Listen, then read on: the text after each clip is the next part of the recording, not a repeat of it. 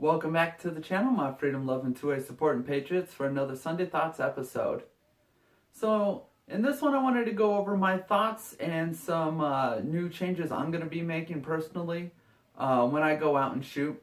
And this is all based and stemmed off the Kentucky Ballistics video. Scott over there, if you guys haven't seen the video, I don't know how you couldn't have seen it by now or heard what happened, was out filming one of his videos earlier in April, when his Serbu 50 BMG blew up while he was out there shooting. So it looked like he was extremely close to losing his life. Like, I don't know if what happened to him would have happened to me or a lot of us if we would have survived. I consider it not lucky that he survived, but a blessing from God that he survived. And, you know, as tragic as what happened and as sad as what happened, it's just a true blessing that he's still alive and still with us. And I think we can learn some lessons from it. So I'll leave a link down to his channel in that video. If you guys haven't seen it, I highly recommend you watching it.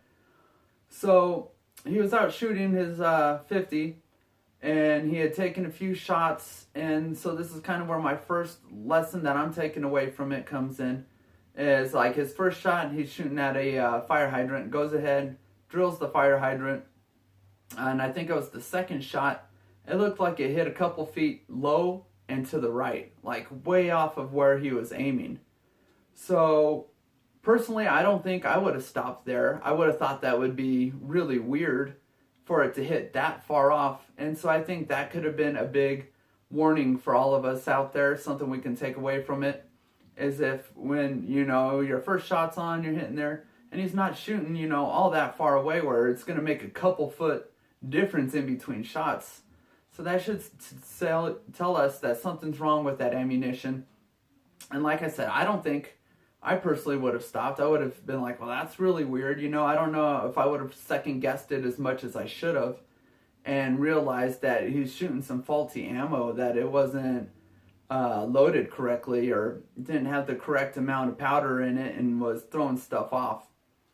So his third shot is the one that blew up the gun, it looked like.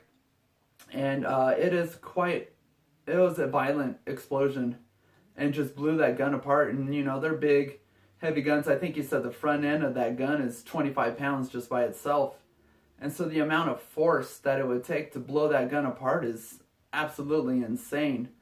So that kind of leads me to my next lesson, which we all know already. I don't know how many of us always practice it every time we're out there, is having, wearing your PPE. So the little cap that goes on the end of that barrel and locks the round in came back and hit him in his face. And it looked like it, from looking at the video and his glasses, that it hit the safety glasses and kind of deflected down a little bit. And so thank God he was wearing safety glasses, because if he wasn't, I think he would have completely lost his eye. I know he lost vision in it, and he said his vision is coming back. But I think he could have easily lost his eye. And, you know, there's no fixing that, unfortunately. And thank God he had those glasses on. Kind of looked like it deflected that piece and still fractured all around his eye. But it looks like his eye is going to be okay, so thank God for that. So another blessing that he had was his father does his filming for him, his cameraman.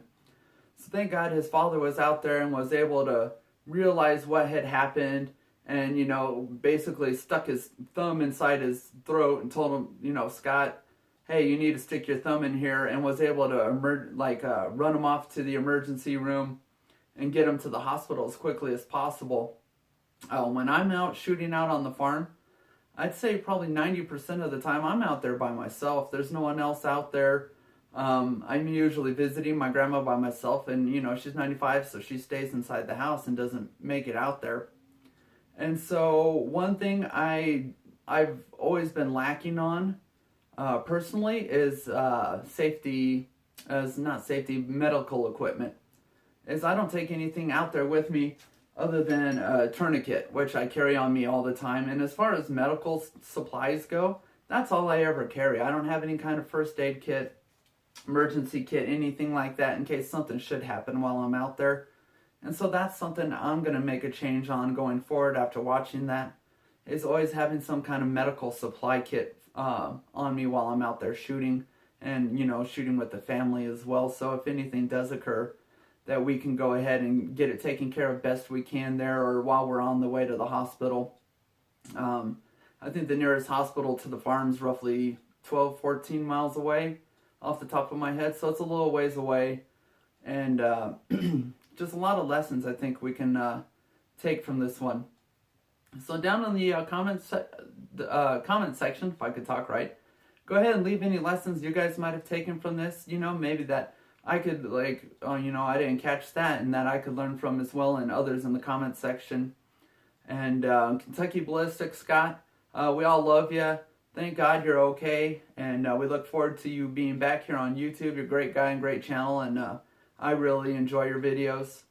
And in the description box, I have a link for his channel in that video, you guys. And he's also selling t-shirts over at Bunker Branding, which is Demolition Ranch's kind of shop, where he has shirts that say "just stick a thumb in it," because his thumb, basically, by sticking his thumb in his neck, saved his life and kept him from bleeding out. So I have a link in the description box for those shirts if you guys want to help support his channel, and I'm sure that'll be going to help support his family and all the medical bills that are going to be coming from all this. So that's all I got for this one. Thanks for watching. As always, you guys, I appreciate you, and God bless.